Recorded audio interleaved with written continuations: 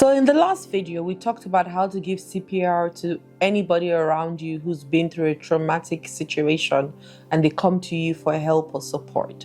In this video, we're going to be talking about you giving yourself CPR. Now, if you want to know how to help yourself, then stay tuned and watch this video. A lot of times I find that we go for events and we go for conferences and we're in different places and we're hearing people say, just get up, just do, just fly, just make money, just bounce. But they're not teaching you how to do some of these things, right? And yes, even if on another breath, I also hear how people say, oh, you teach people what for free, and then they come to you and you teach them the how. I've heard some coaches say that. I also know deep down within me that if you do not sow, you do not reap. And what you sow also invariably is what you reap. So I understand all of those things, which then means that I also still believe that you've got to put in something to get something out. So if I put in money in investing in myself, not on myself, what then happens is that I reap the benefit of the investment and I can get more value eventually from it based on what value I also bring to the table, right?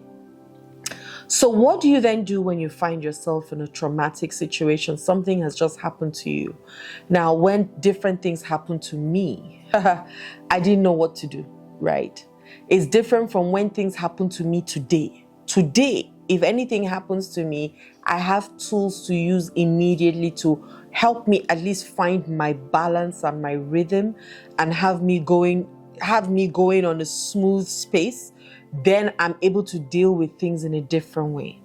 I'm able to do that now because I'm a trained therapist, I'm a trained hypnotherapist, I'm a trained energy healer, I'm a trained emotional code practitioner, I'm trained. But I first trained me for me. Then it was easy for me to then train me for other people.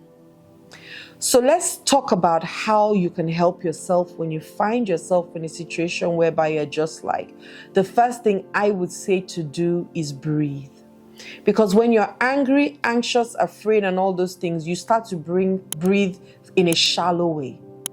And when you breathe in a shallow way, you're not thinking straight. Almost some parts of your brain shut down, especially the logical part of your brain. You can't even think properly in severe cases of anger. You're not thinking, you're just acting, because the part of your brain that can logically help you is shut down. So you first just want to breathe. Remember, we started to move by a breath, and we stopped moving by a breath. So breathing is so important. That's the first thing I say you must do. Just relax and just breathe. And keep breathing. You don't have to say anything to yourself at that point in time. Just start to find your internal rhythm going on. First, start to find your internal rhythm and make sure that you're able to, at least like I say, just find that balance within you or harmony within you. And then the next thing you can start to do are other things. But when at least you're calm, you can now start to think rationally and think in a clearer way. You also want to stay away from self-judgment.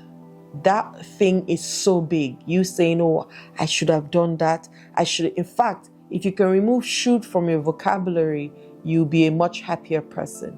If you change should to could, I could have done that, which then means that you still can. But I should have done that means that there's no hope. No, there's always something you can do. There's always hope.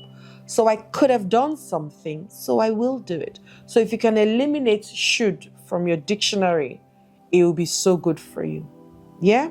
So self-judgment, you want to really, really look at that and just say, look, I have my favorite sentence. It is what it is. That's my favorite sentence. It is what it is. I've done it. I can't undo it. But what I can do is do different. And I can choose that going forward. But I can't undo it. So I'm not going to cry over spilt milk. It's done. I can admit my wrong. I can apologize for my wrong. I can put a plan and strategize to not do the wrong again, but the wrong have already been, use bad language. The wrong has already been did. It's been done. There's nothing you can do about it. Okay?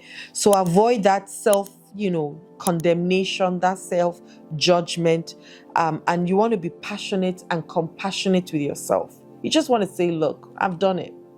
Now that I know better, I'll do better. And just the fact that I'm even aware that I did wrong, I want to even be grateful for it, because at some point I wouldn't have known that what I was doing was wrong. So being grateful, remember I said change complaining to gratitude? Yes. You want to practice positive self-talk, silence the inner critic, and give power to your inner cheerleader. I'm so big on that inner cheerleader because we have both. A lot of times the critic's voice is louder. If you come to me, I will help you shut down that critic's voice and increase your cheerleader and make you focus on just praising yourself and understanding that, like my daughter says, everybody makes mistakes, even you and I, period. So that will give you grace and ease to start with. I make mistakes too. I'm not superhero. As a stepmother, I made so many mistakes. But I hold myself so hard. One day I said to myself, but their mother too makes mistakes now. Their own father makes mistakes. Everybody around this. Why am I holding myself so hard and so high that I cannot make? I make mistakes too. And everybody has to be okay with it. Just as I'm okay with the fact that I will make mistakes. This is the first time I've been a stepmother with two children that are 6 and 8 years old. When they are 9, this is the first time I'm a stepmother with a 7-year-old and a 9-year-old. When they are 20, this is the first time I'm a stepmother with a 20-year continuous. So I'm allowed to make mistakes. And when I make mistakes, hopefully they'll forgive me. But the most important question is, do I forgive me? And honestly, I forgive. I don't even need to forgive me because I'm not that hurt to have to. And around people around me as well, I don't need to forgive you because it's your knowledge that made you behave the way you behaved. If you have better knowledge, you will do something different. Am I saying that I'll immediately open my heart to you and bring you in? Maybe not. But I don't actually honestly have to forgive you. I just need to forgive me. Because most times, the person you're holding to ransom is yourself. So once I forgive me, I'm good. I free you. So you can do that, okay? Like I said, grace and ease. Find therapists like myself. There's so many people that will do Udemy courses now, $5 Udemy course, and they call themselves therapists. So be careful of who you open your heart to, right? Ask people what their qualifications are. Ask them, maybe listen to them a little bit, see how they see life and how they perceive life, and listen to the words that they use and the things that they say. And let your heart guide you to the right person, okay? Look out for people who are also open to therapy themselves, and they're not saying, oh, I will never see a therapist, but that's the title they have given themselves because of money that they are looking for.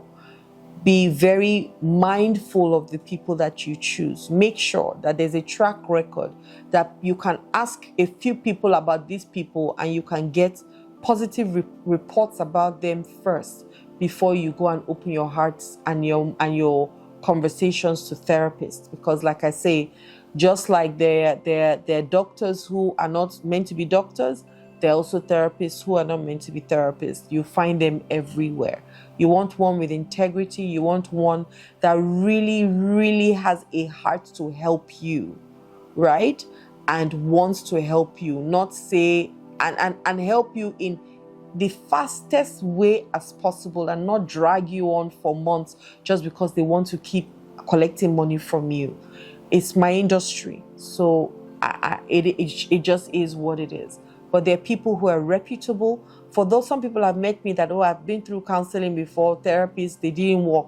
They are terrible. They put me. I'm like, yes, there'll be all kinds of people everywhere in the marketplace. You do your due diligence and make sure that you reach out to the one that your heart really, really leads you to, and you listen to the things that they say. Now, don't look, because listen to them and say, oh, I agree with what she said, that's why I'm going to go and meet her. And I disagree with what this person is saying, or this person is a Muslim, me, I'm a Christian, or this person is a Buddhist, me, I'm a Muslim. God is deposited in everybody. Everybody. So don't close your chances of your healing just because you have separated yourself from other people, right? Always know that God is deposited in everybody, and we're all singing the same song in just different languages. At least that's my belief, okay? Grace and ease, grace and ease. Be patient with yourself. When you seek help, be patient with the process. If you have done something for 20 years, you're not going to change it in one day. If you have done something for 50 years, you're not going to change it in one day. So you want to always tap yourself on the back. Remind yourself you're doing a great job. Just as you are right now, you are doing a fantastic job, right? You didn't get here in a day, so you're not going to go in one day.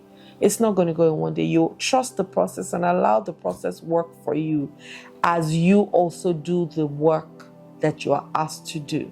Because the work will only get done when you do it. You would only get the benefits of it when you start to get experiences and you start to see how it is changing your life and affecting your life in a different way. If you don't do it, nothing will get done. Doing it means doing it. Doing it is not talking about it. It's not writing about it. It's not singing about it. It's not dancing about it. It's not moving to do it. None of those things mean you're doing it until you do it. Okay? And finally, get a healthy community of people. A group of like-minded people who are going your way. Don't be going to Katangwa and you go and jump on a bus that is going to mile 2. It's not going to work. You can't be going to Paddington and you jump on a train that is going to Manchester. It's impossible. Or wherever you live, you've got to jump on a bus or a train or in a car with people who are going the same way you're going, right? Because one of my favorite sentences, if you have 4 foolish friends, you didn't count. It's 5 because you are the 5th one. And just as if you had 4 wise friends, and you become who you spend a lot of time with. So you've got to be careful who you spend time with, whether online or offline. Because you can say, oh, I'm only watching him on TV. If you are watching an idiot that is talking about how God does not exist and how, I'm just trying to think of all the worst case scenarios of what people can say that is so completely off who you are and what you want. By the time you listen to that person, give the person your heart and your ears for weeks, what do you think is going to happen to you? You're going to start saying those things. Even science has started realizing that God does exist. Now, you might not call him God. You can call him source. You can call him energy. Whatever you want to call him. Or call it. Or call her. I'm okay with any. You've got to realize that God does exist. And that deep void that you're looking for, that deep relationship that you're looking for, that can fill you up to a point where you will never thirst or hunger anymore, is that relationship with God. And it's a personal relationship. It's not a religious relationship. It's not a denominational relationship. It's a personal, one-on-one relationship with God. So listen to people that will lead you to a place where you will feel safe. Listen to people who will lead you to safety. Right? Listen to people who will lead you to your growth and to your higher self and bring out the best in you, right? Listen to people who are achieving the things that you want to achieve, because they will show you how to achieve it to some extent. If you want to be rich, like one of my sisters says, if you follow a poor person, what's going to happen to you? Now, rich also is relative, because I'm not really that big on, oh, you have to be, but you need money also. You've got to have money to do the things that you need to do. So money is so good to have. So if you want to be a quintrillionaire like myself, like I call myself, right? You've got to do things. You've got to be able to make the money, because the more money I have, the more good I can do in this world, right? I can have free conferences every other week. And that's what my heart actually does desire. To have a place where people can come to every week, and we can learn together and grow together, and I can see people flourish and thrive. That's what I'm looking for. That's what my heart really yearns for. And I will get it because I'm looking for it, and so I'm sure it's looking for me as well.